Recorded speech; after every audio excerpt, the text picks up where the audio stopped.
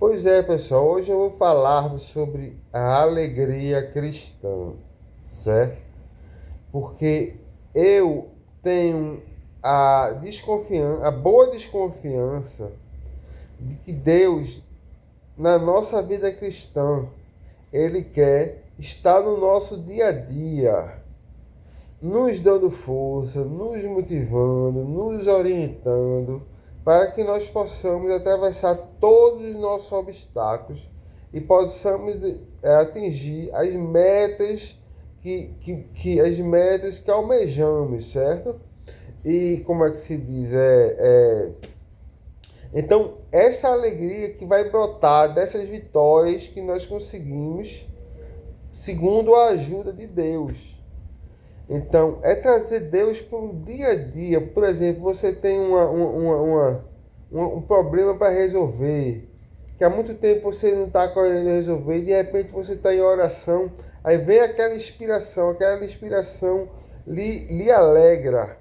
E aquela inspiração é a resposta que você estava precisando para determinada área da sua vida.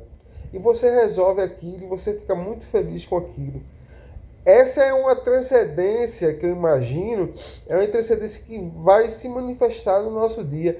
Mas não precisamos excluir também não precisamos excluir também a transcendência do eterno, certo? Do que está no tempo por vir, no paraíso, no céu e como é que se diz? Tenhamos também, eu acho que nós devemos trazer um pouco para a nossa vida, o nosso cotidiano, o nosso café da manhã, o nosso almoço, o nosso jantar.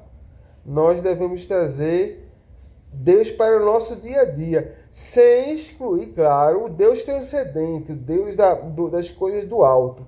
Mas também fazer as coisas de baixo, as coisas dessa terra, fazer as coisas dessa terra também ser segundo a vontade de Deus, porque isso nos alegraria muito.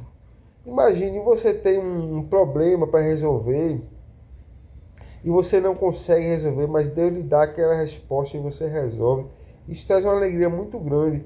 E quando essa coisa se torna recorrente, se fica mais alegre ainda. Se fica mais alegre por quê? Se fica mais alegre porque a gente tem a certeza que Deus está na nossa vida, nas nossas batalhas, para alcançarmos todas as vitórias que necessitamos, certo?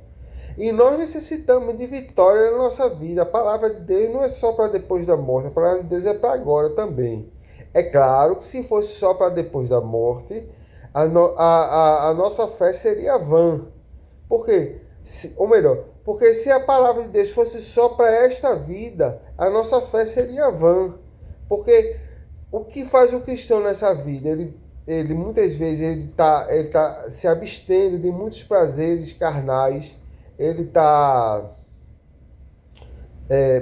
fazendo sacrifício por outras pessoas, ele está, às vezes tem aqueles até mais ortodoxos que até se flagelam, mas se isso fosse só para essa vida, como diria São Paulo, isso seria não seria uma coisa boa. Por quê? Se a nossa esperança cristã estivesse só aqui nessa terra, então, como Paulo dizia, comamos e bebamos, que amanhã não existiremos mais.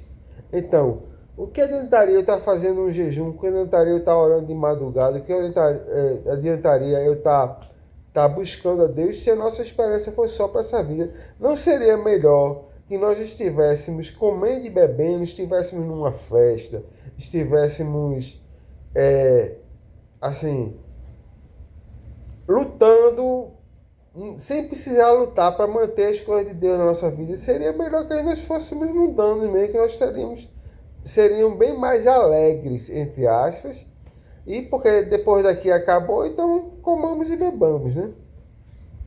Mas a alegria de Deus, ela transcende a nossa vida, ela vai para o além-morte, e é lá que nós receberemos a nossa herança, certo?